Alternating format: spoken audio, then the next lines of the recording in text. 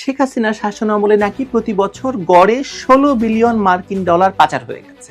বিশিষ্ট অর্থনীতিবিদ দেবপ্রিয় ভট্টাচার্যের নেতৃত্বে গঠিত শ্বেতপত্র প্রণয়ন কমিটি 3 মাসের অনুসন্ধান শেষে তাদের চূড়ান্ত প্রতিবেদন হস্তান্তর করেছে। এই 15 বছরে কিন্তু বাংলাদেশের রিজার্ভ ওঠানামা করলেও 2021 সালে এই রিজার্ভ সর্বকালের রেকর্ড সৃষ্টি করে 48 বিলিয়ন ডলারে উন্নীত হয়।